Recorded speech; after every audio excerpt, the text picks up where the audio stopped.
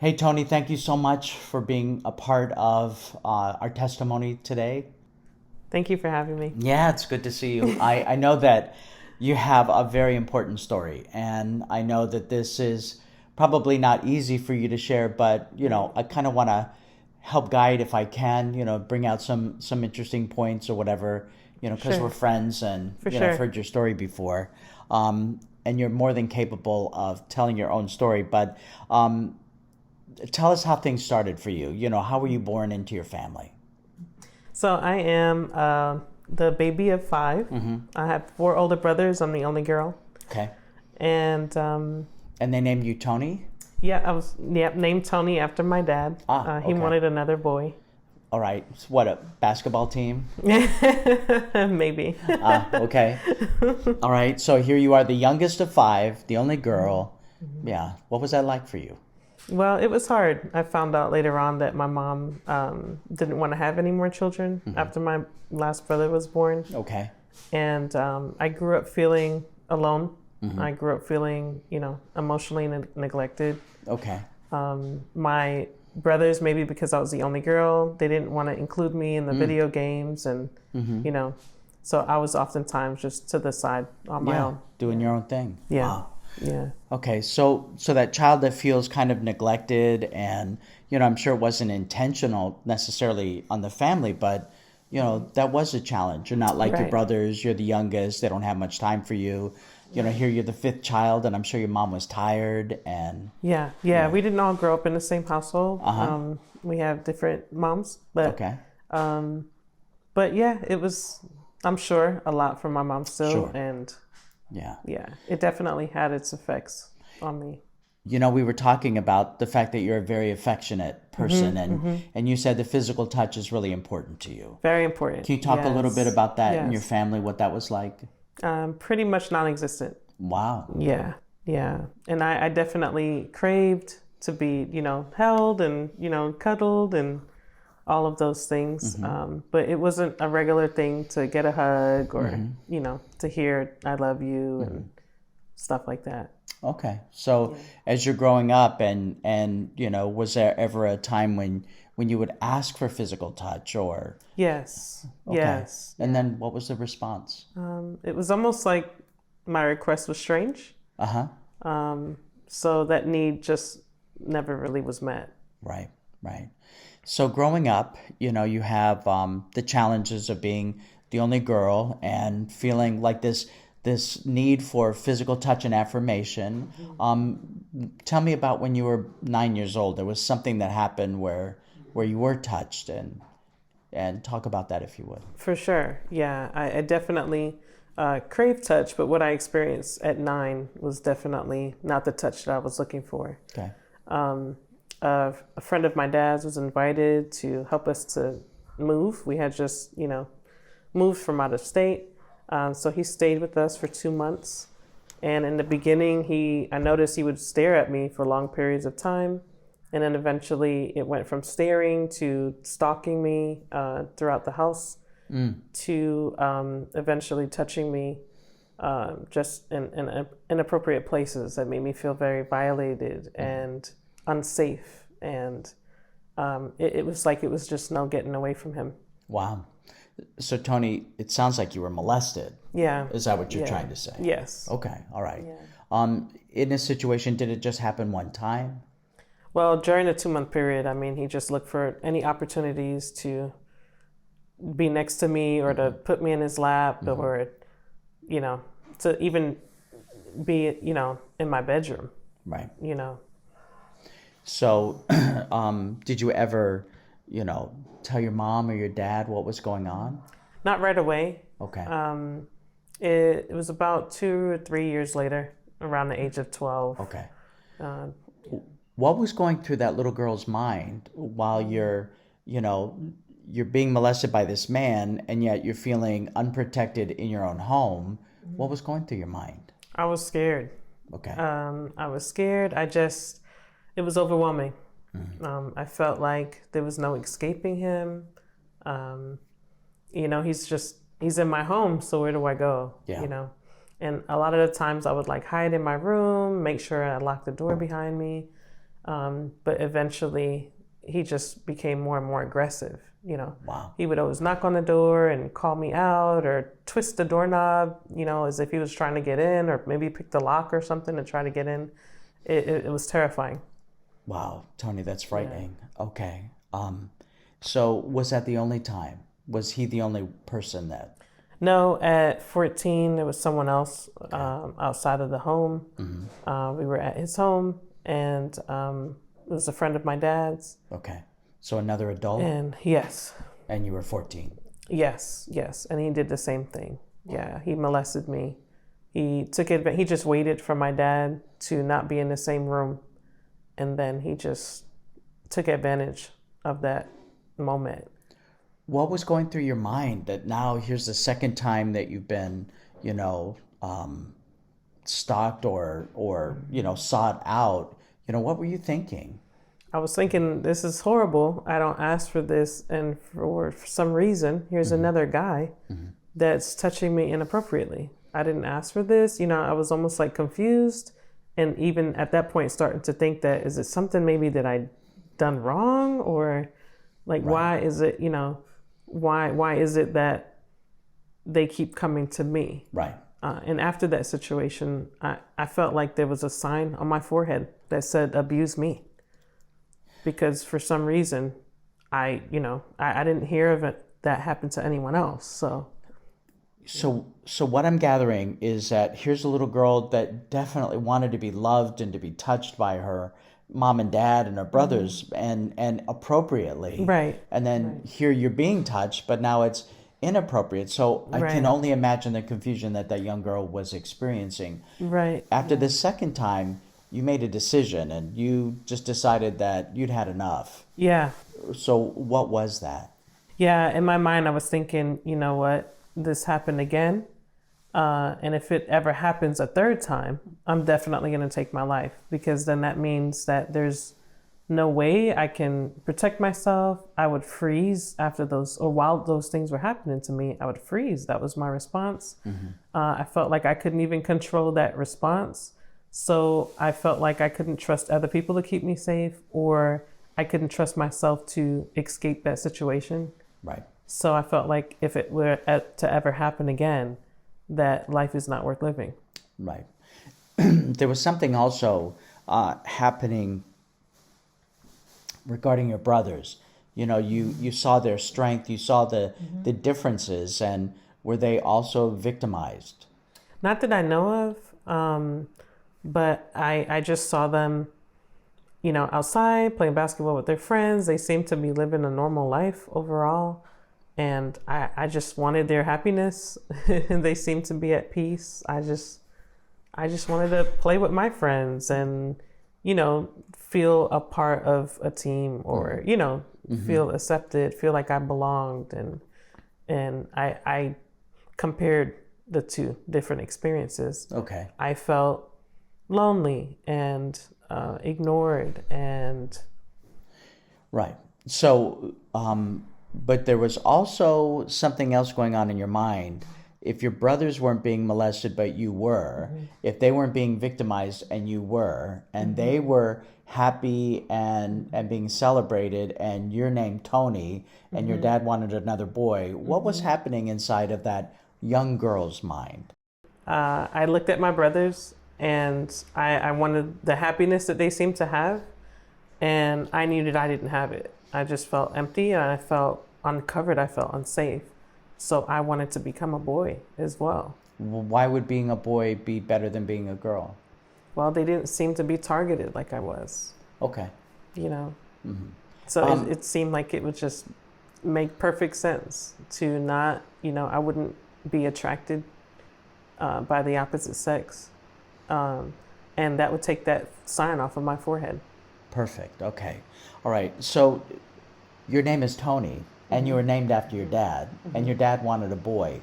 Did that have any influence for you? Oh, at all? absolutely. Talk about that a little bit. For sure, absolutely. Were you treated like a boy?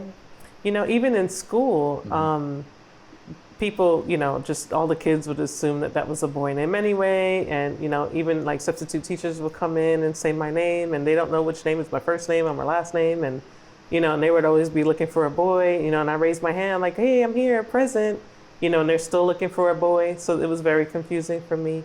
That definitely added to the challenge, it added to me thinking that maybe I was supposed to be a boy. Okay. And I didn't have the words for it at that age, but I was thinking, just kind of putting pieces together in my mind, like, you know what? I don't feel attached or welcomed, by my mom, and I can tell that my dad seems to bond better with my brothers, and I wanted that, and I started to feel like, being a girl maybe was a mistake. Right. So at 14, after the second violation, you had now made a pact, and what was that pact? The pact was take your life. If you're abused or violated again, for me to take my life. Mm-hmm. Did you have a plan? I was thinking at the time to overdose on pills. That was the only thought I had at that time. Okay. All right. So was that it? Were you only molested by two different men? Well, 6 months later, it happened again. Okay. So you weren't even 17? No. Or you weren't even 15? No, yeah, exactly, yeah. So, Wow. yeah, 14 and 14 and a half, it happened for a third time. Mm-hmm. And the similar, except this person was closer to the family and there was trust there. And I had known him, for years. And I definitely didn't see it coming. So it hurt deeper. It definitely caught me off guard. But it did a lot of damage though when it did happen. So similarly to the first two events, I froze, but my mind was running definitely on why is this happening again? And I felt devastated. I felt hopeless. I was just frozen, unable to help myself. Okay. And so you did attempt that suicide by taking the pills. Yes. What happened? Fortunately, you didn't die. Right. Thank God. Yeah. I cried myself to sleep, and I just hoped that I didn't wake up again. Mm-hmm. Yeah. When I did, it was bittersweet. It was like kind of a relief that I was still there. Okay. But once reality starts to dawn on me, like, wait, but I still live in this home that I don't feel like I'm a part of the family, and I'm still just in my room by myself, just struggling with all of the mental pain and the emptiness. So, Toni, was there any other cry for help? You took this overdose and nobody noticed. Did you, were you crying out for help at any time before that? Yeah, there was a time where in school I couldn't focus anymore. And I found myself writing on a piece of paper. I was just kind of scribbling, and I started with just scribbling my name. But then by the time the bell rung and I looked down, it just said, die, die, die, kill yourself, like all sorts of negative things. Okay. And that's when it really dawned on me that, hey, like I'm in trouble, like I need help. But it was really a battle because part of me really wanted to attempt to take my life. But there was a part of me that didn't. So I felt compelled to decide that day what I was going to do, whether it was going to be life or death. So What did you do? I ended up going to catch the bus that was right across the street from the school to go one bus stop down to the hospital, and I admitted myself to the hospital. And how old were you? I was 17. 17. 17. Wow. So your parents didn't even know that you were going? No. And so what was your family's response to that? They were called in since I was a minor, and they didn't handle it well. They pretty much denied that I told them anything. And they said that they didn't know that I was struggling with depression, and that was devastating to me because how could they not know? Okay. I poured my heart out to them and told them that I was struggling and that I needed help, and I felt like they didn't support me, or Right. they weren't able to support me. Right. Okay, so in your life, there was someone that took an interest in you, somebody that you wouldn't necessarily have suspected, but it was your brother's girlfriend. Yeah. Talk to me about that. How old were you Yeah. when she came into the picture? Maybe 14 or 15. Maybe a little bit older, maybe like 16. She was very loving, very sweet, I would always see her. She would always come out to, hang out with my brother and stuff. And then when my brother left, after he graduated high school and he left, she would still come by to visit and we'll hang out. We were like sisters. Okay. And we'll spend a lot of time together, sometimes after school. And that must have been refreshing. Yeah, like for this girl that didn't get this bonding with their mother. What was that like? It was very refreshing. I felt, seen for the first time, and I felt safe, and I really started to just open up and laugh and, and really connect. And I was able to get some of that physical touch, She was a hugger and I was a hugger. So it was like a healing experience for me. Really. Okay. It really seemed to meet a need, but it also helped me to realize just how big that need was. That's when I realized for the first time that I was literally starving for love and affection. So did it create a I don't know, a difficult relationship with this woman? Well, it made me like, it made me not want to let go. Like, let's say when we would hug, I would never want to let go because I was like starving for it. And I felt like I finally got it and I knew that it wasn't coming from anywhere else. Okay. Was there a dependency there? There was absolutely codependency for sure. It was absolutely unhealthy. For sure. All right. Yeah, I always wanted to talk to her. I always look forward to hearing back from her on the phone or hanging out with her. I wanted to see her every single day. So here you have this friendship now with your brother's girlfriend, and it kind of meets a need, that had been, starving for so long. And what was going on with your identity? Well, around that time, there was a whole lot going on.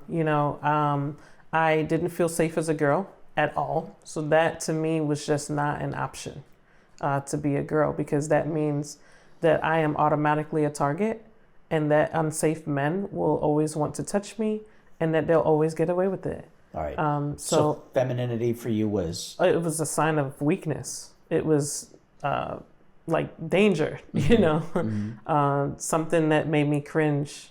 I hated being a girl at that time. Hated? That's kind of strong. Yeah, definitely. Okay. Yeah. All right, so how were you manifesting that? So I fantasized about just dressing in my brother's clothes. So whenever they would leave the house, I would do it. I would spend time changing into their clothes. I would practice, trying to walk like them and talk like them, and just, pretend to just move around as if I was them. And I felt more confidence, and I felt safe, like I was hiding, because I felt all my life like I needed to hide. Wow. So that's interesting. You never shared that with me before, that you were actually using your brother's clothes. How perfect. You didn't have to go and buy them. They were already there. Exactly. And they were bigger, than my size, which was also perfect because I really wanted to hide my body. Right. Right. There's so many girls that I know identify with that statement that you're making. Yeah. So it's interesting because when you turned 18, something really dramatic kind of happened. Here's this girl that's finally being affirmed by another woman, which created this codependency, and you're dressing as a boy and acting like a boy and walking like a boy, but how is it that you ended up getting married at 18, right? Yeah. Okay. And that's why I say too, like fantasize, because most of it was in my mind. Okay. But I knew that my family wouldn't receive that well to see me, walking around just like a boy and stuff like that. I knew that it wouldn't be, welcomed in society or what have you. So it was more, done like in my mind, mentally. That was like my mental escape. It was either, pretending I was a guy or dressed like a guy, or taking my life if I was too overwhelmed and I felt like I couldn't cope with life. That was your escape. Those were my escapes, yes. So you weren't wearing your brother's clothes? Not like during the day, not only when not out in public. Oh, correct. okay. Correct. All right. Yeah. All right. So then that makes sense. You meet this guy, You get married, you thinking you're doing the right thing. It got you out of the house. Yeah, yeah. Was he affectionate? Was he? He was. He was. I felt safe with him. He listened. You know, I felt emotionally safe with him, and I was able to. I wrote poetry to just kind of express myself, and he would be interested in listening to my poetry. And I told him it's really dark stuff. You don't want to hear this, and he would say no. I would want to hear. And eventually, I read like every poem that I wrote, and he listened. He patiently listened. Wow. So you seem to be in a healthy relationship, and yet how much of your past had you really processed through? Not much at all. I mean, around that time, it was not long after, I took myself to the hospital, my first suicide attempt. I mean, we started off in a relationship at a very tumultuous time in my life. Right. So now you find yourself, you're married for a couple of years. You ended up, having a child, but there was a lot of stuff that hadn't ever been resolved, and something started to change in your relationship, and then also your relationship with your son. Yes. So at 18, I moved out, got married. At 19, I started going to church and gave my life to Christ because I thought that my depression and suicidal thoughts would pass away. I thought that I would just be this new person with no struggles. At 20 years old or so, my ex-husband decided to... Was he your ex-husband then? Yes. Well, no. Well, we were married. So my husband at the time, So he grew out his hair, and I woke up one morning and looked at him, and immediately I was triggered.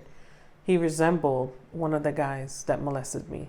And isn't that odd? You've been married to him for 2 years now, and all of a sudden you get this image of him. Yeah, it was about a year in. And how did that affect your marriage? Greatly, because I no longer wanted to be touched by him. I didn't want to sleep in the same bed with him or even live with him anymore at that point. I just felt unsafe. I started to feel like I was trapped because I grew up with the understanding that God hates divorce, and I was terrified. All right. Yeah, it was very overwhelming. Had you had your baby yet? Not yet. Okay. So talk about that. What was it like having a baby? What was it like being pregnant? Because you're still fighting these thoughts inside your mind. Yes, I wanted to just be a great Christian and feed homeless people. So I wanted to kind of keep the past in the past and just believe that it was gone.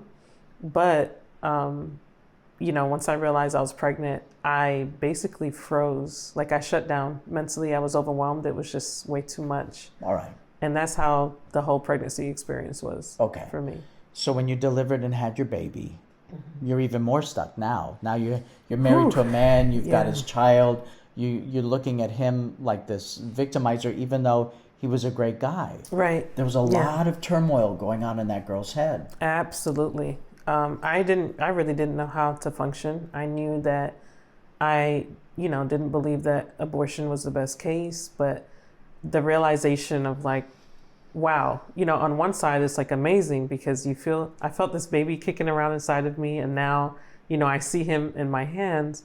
But then on the other side, it's just like, how in the world am I going to be able to function as a healthy mom, to be emotionally present for my son? Right. And it just felt like life was just kind of getting away from me, almost like I was living someone else's life. Because really all I wanted was to be healed of the trauma that I knew was greatly affecting me. Right. And Toni, you don't have any tools, and nobody is listening to you or helping to direct you that way. And I'm sure that you probably didn't even know how to share that. Exactly. You shared with me that as your son got older, closer to the age that you were when you were first violated, something really snapped for you. Yes. And even before the violation, as he started getting older, even 5, 6, 7, I started to get a picture. Just looking at him reminded me, it just took me back. It helped me to realize that, look at him, he's just an innocent little child. And it took me back to when I was younger and just feeling neglected and and then eventually, like targeted, and abused. And just all of that pain just came rushing in, it intensified. Right. No longer was I able to really minimize or be in denial. It just increasingly became a struggle. Of your own experience. Yes. Became stronger. Yes. Yes. How did you feel as a mother? Did you feel confident as a mom? No, I didn't feel competent at all. I knew that I had so much baggage, so much hurt, so much pain, and I felt like I was trying to I felt like I was trying my best to be a wife. I was trying my best to be a mom, but I felt like I was trying to pour from a completely empty cup. But not only was my cup empty, it was also shattered. All right, so Toni, here you have this baby, you're feeling overwhelmed, you can't be the wife you want and the mother that you want to be because all this past stuff that's never been resolved, it seems like things are really increasing for you. Yes, it was very intense. It felt like a tsunami of past trauma that's at the surface. I don't know what to do with it. I'm overwhelmed. It was very scary. But at the same time, I was trying to, be a checklist Christian. I was just trying to do everything right, But I was also I didn't realize it then, but I was also just striving. I felt like I had to earn God's acceptance and earn God's love. So I was overwhelmed with that as well. Well, something, you're such a pleasant person, and in the years that I've known you, you've always been happy and bright, but you never really touch on the anger. Do you ever get angry at God? Oh, for sure. I was very, very angry at God, and I would eventually curse him out. I was just overwhelmed with anger because I had all of these questions. Why did you allow me to be born into a family that wasn't ready for me? Why would you allow, where were you when the abuse happened? Right. Why did you let these men touch me, and violate me and, over and over. And I it was I was crying out for help, whether verbally or in my mind. And I just felt like he abandoned me. Yeah. I knew he was real. But I just felt... God a man to you? Yeah, that too. That was so that might be some issues there. For sure. That was a huge issue because how close can I really get to you, God? How much can I really trust you if you're a man as well? I was very angry. Very, very, very angry. Yeah, I was angry that he would allow me to still live. I wanted to take my life so bad, but it was hard to go through with it. So I was just mad at breathing and waking up in the morning. Well, it's interesting. You shared with me that you were actually cutting yourself. Yes, yeah, to relieve the pain. I don't think I knew in the moment exactly why I was doing it, but over time, or as I was doing it, actually, it made more sense to me because it gave me, I want to say it was almost like an outlet. Physical pain was easier to manage than the emotional pain. So it's almost like a distraction from the emotional pain. So during this time, a woman came into your life. And how did that change your life? Well, to get attention from a woman, for me, I always craved it from my mom. So to get one from a woman just made my world. Okay. I felt safe. I wanted more. It was just basically never enough. And I wanted to hold on to it as long as I could. Was it a healthy relationship? No, it wasn't. It wasn't. I met her and I quickly moved in with her. What about your husband and your son? I left my husband and son behind. And I just ran into the gay culture and hoping that two things. One, I could finally feel safe because it felt like my brain would not allow me to feel safe with a man. I felt like I was triggered every single day. The look of my husband reminded me of the guy that stared me down and eventually, molested me. His touch reminded me of the guys that touched me and violated me. So there was nothing he can do, although he tried, to make me feel like I was safe just because he was a man and I needed to process all of that trauma. It's interesting that I just want to understand a little bit more. Was it hard to walk away from your husband and your son? What was that like? It was hard to walk away from my son because I knew what it felt like to feel abandoned, or Okay. you know. All right. For my ex-husband, it wasn't as hard at that point. I was so overwhelmed with just constantly being triggered. I was struggling with like 3 migraines a week. It was just, at that point, I had to get away. I didn't feel like I could survive Okay. at home anymore. I felt like I was dying from the emptiness. It was just too much. And it was either I was going to take my life then, which I didn't want my son to find me that way, or to leave. And that's the 2 things I had in my mind. I was going to leave, find the comfort and the love, and then eventually take my life and never come back. All right. So how did your life change with this woman? You now were able to express yourself and wear the clothes that you wanted to wear. What did you look like? I looked like a guy.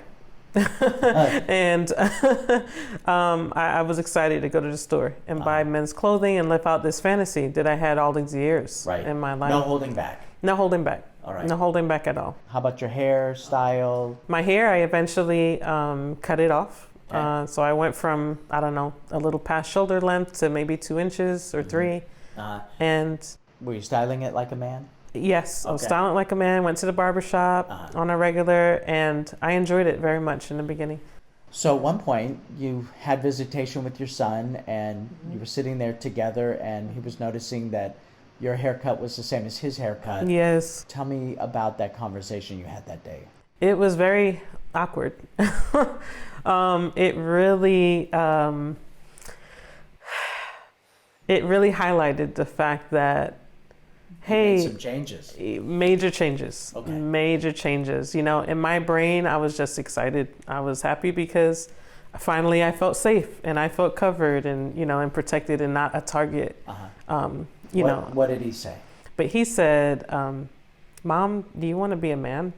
You know, and it really just hit home. I mean, it tore through the fantasy of it all. Wow. And it just hit right to just the fact of, hey, you're doing something unnatural.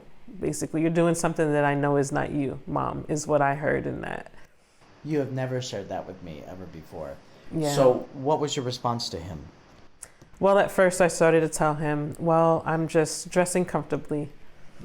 And he didn't take that at all. What was the look on his face? He just looked at me like up and down, like, Okay. Mom, yeah, no. There's something more going on here. Like, come on, you're not convincing me. But you heard a voice also. Yeah, I heard a voice that said, Who was that voice? God Okay. was convicting me. And he said, are you going to tell your son the same lie that you tell yourself? Whew. I didn't want to face it. I Okay. didn't want to face that I was doing it for protection, and I just wanted to embrace that this is just who I was, and I'm happy with it. And, you know, because I was so used to trying to make other people happy, and, you know, and I just wanted to feel safe. I just wanted to feel comfortable in my own skin. Well, you had an epiphany just a couple weeks ago, and there was more to that conversation that you'd never shared with me, and I don't even think you were aware of it. What was the response of your son after you heard God say, you're going to tell him that same lie? What did your son say in response? He said to me, he said, well, Mom, you know that that's wrong. It says it in the Bible.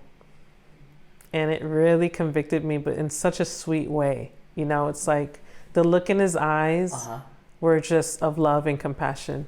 Like, Mom, I can tell that you're going through something, but you're dressing as someone that you're not. What's going on? And I could see just the love in his eyes. Like, I accept you, I love you, but I know that you're hurting. Toni, I have never heard it said more beautifully in my whole life. And what you said is really truly a representation. It's almost like your son was speaking from Jesus. Yes. You know, this love that's and compassion, what it felt like. and yet also the truth about your situation. That's what it felt like. That's exactly what it felt like. Wow. Because what I heard in that was like God was telling me, Toni, I see you, I love you and I can keep you safe. Like, you don't have to dress like this, but I know that you're hurting. I see you and I hear you. I can help you. And, you know, by him just allowing that moment to happen and using my son, that's exactly what I got in that moment. And it was a pivotal moment for me. It was life-changing.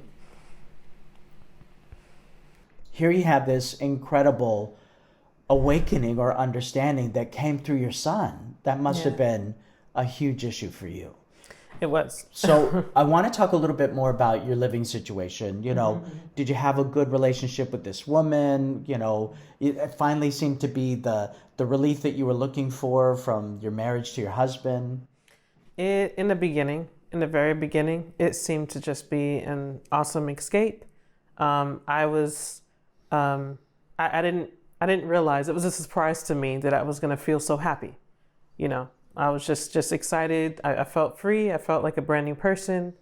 And it just felt like all the walls came down, you know, like I could finally just feel like I was safe, not, you know, being around a man. And it didn't take too long, though, before things started getting pretty chaotic. It was an emotionally abusive relationship, for sure. Super codependent. Give me an example. Like, what was that like? Just a lot of being gaslit a lot, being accused of cheating or, you know, anything. Jealousy, for sure. It was just very chaotic, very chaotic. Eventually, it led to physical abuse as well. Okay. Right at the end. All right. And did you marry her? We did get married. Okay.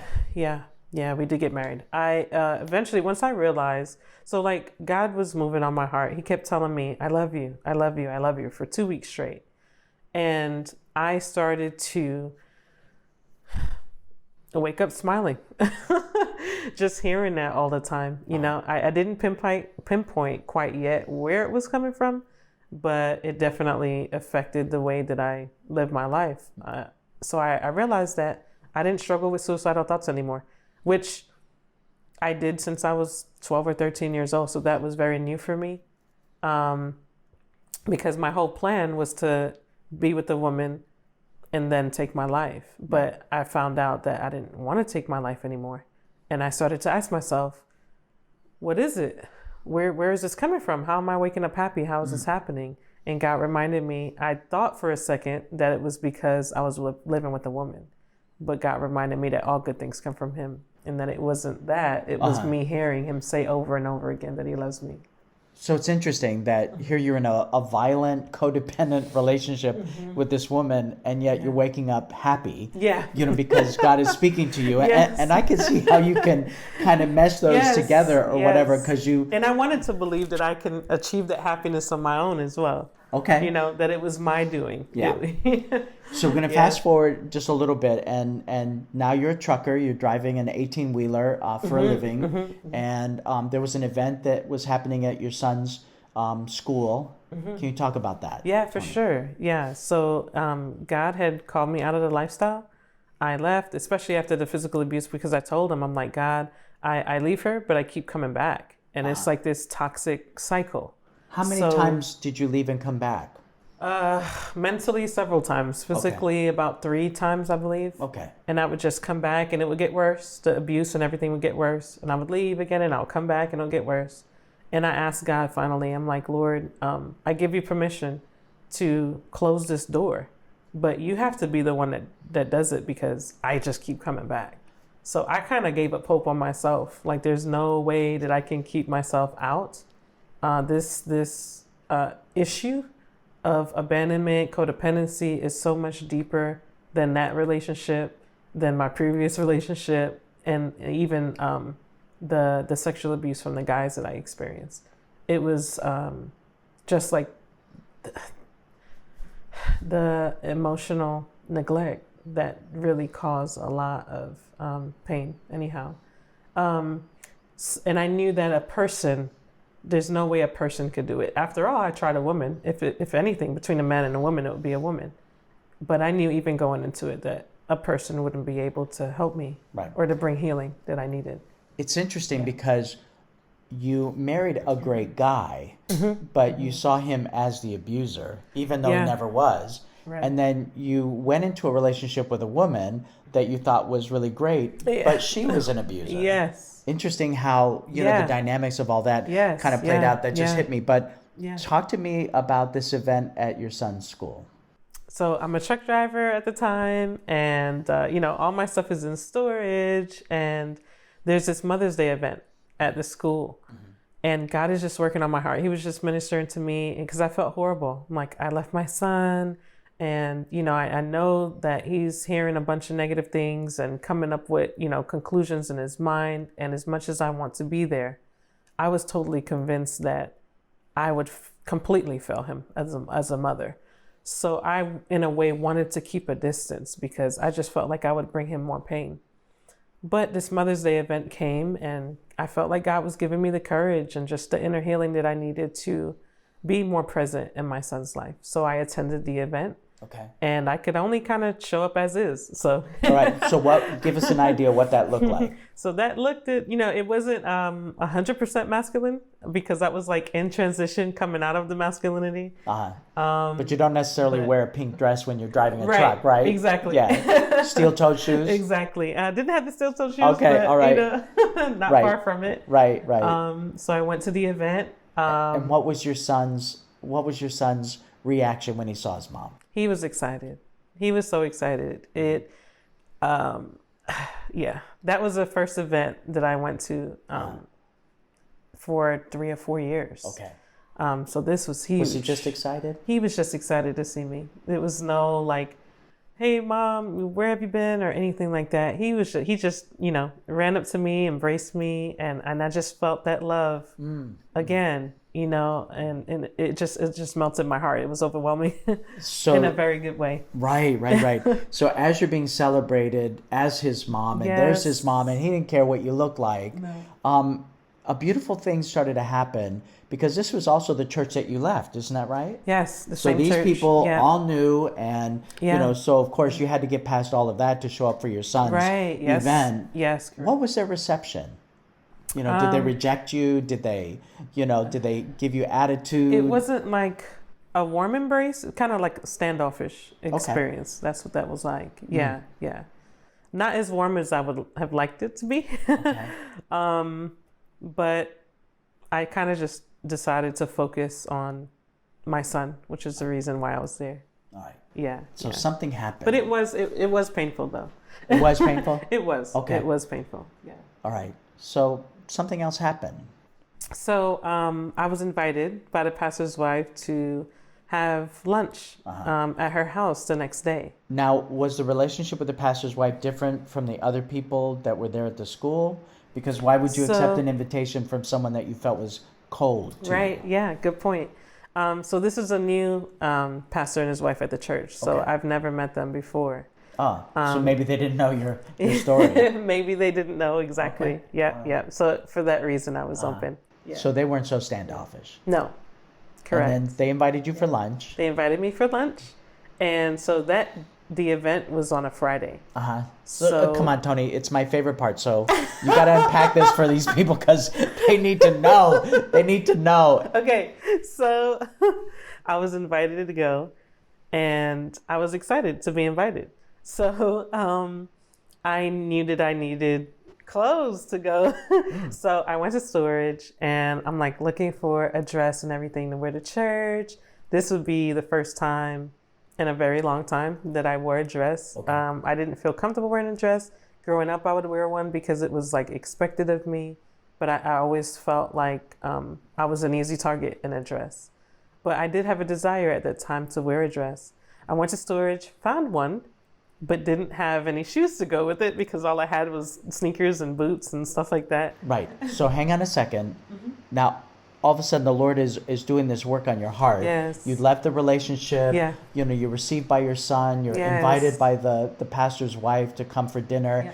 And all of a sudden, you have the desire to wear a dress, which I find interesting because you have to go into storage and dig it up because that's how long ago it was that you wore it, right? And probably the only dress I think I had at that time. Okay, all right. And here you find the dress, and then you make this discovery and this announcement to your son who's right there by your side. Yes. So I tell him, I said, we have to run to the store before Sabbath to go get shoes. I need shoes. I don't have shoes to go with this dress. Okay. And I think he was kind of shocked. I don't think it really dawned on him. Like, did she say a dress? Like, maybe I didn't hear that right, because he was so used to seeing me in men's clothing by that time, right. you know? So we go to the store. We go to the closest store. The closest store is Walmart. We rush in. We only have a few minutes before Sabbath. And I tell him, I have big feet. Okay, we need to find a size 12. Look for anything that says 12, okay? Just find some shoes. So he asked me, he said, well, Mom, is this the right section you want to be in? You know, he was so used to me shopping for men's shoes and things like that. So I said, yeah. And it didn't totally dawn on me that, like, this is a change. Now, I knew that God was changing me from the inside out, but I was forgetting sometimes that, you know, this was a new experience for other people. So I want to point out, I think this is so beautiful that you weren't even aware that now you're shopping in a different section. And your son is like, are you sure this is where you, and like, yeah. I need shoes, right? Yeah, like, help me. You're killing me. All right, this is really good. So we're looking for the shoes and everything, and I'm not finding it at first, and I'm thinking, there's no time to go to another store. We have to find something. So now I'm praying, like, God, please help us find a size 12, something that fits. And then my son finds a size 12. And he's just like, Mom, here, look, I found it. And I looked at it. I looked at the sticker to make sure it was a size 12. And it was. I was so excited. I'm like, okay. So I put it on the floor. I slide it on. It fits. And I was just overjoyed. I'm like, it fits. We found it. So stop for just a minute, because it's kind of like, you know, savoring something really delicious. I want to know every detail. What was the look on your son's face holding those shoes? Yes. And then what was the look on his face as he saw you in those shoes? Yes, he just melted. He was just absolutely amazed and like taken aback. Like, God has surely answered my prayer. The look he had on his face was as if he's seen a transformation right before his eyes. He was, wasn't he? Yeah. He really was. He sure was. Wow. He sure was. So I put it on the floor. I slipped my feet in there, and I was just smiling and so excited to find it. I just felt so blessed in that moment, because it was hard to find my size, you know. Yeah. And I never felt so happy to wear women's shoes. Wow. So it really was a big moment. Yeah. And so just catching that look on his face of just love and excitement, it was just really special. Yeah. So powerful. So where are you today, Toni, in the final moments that we have of your incredible testimony? Today, God is peeling the layers into more healing. He's helping me to forgive my parents. He's helping me to see that they did the best that they could at the time. And he's just helping me work through all of it, through the guys that molested me, through my brothers for not, you know, welcoming me to play with them, and all of the, you know, the troubling feelings that I felt as a result of not being a part of or accepted. And he's helped me to realize just how personal he is and how near he is. If it wasn't for realizing just how intimate God is, I don't think I'll be alive and breathing today. But just knowing that he never tires to hear my voice. He always wants to talk to me. He wants to guide me. He really has healing in his wings.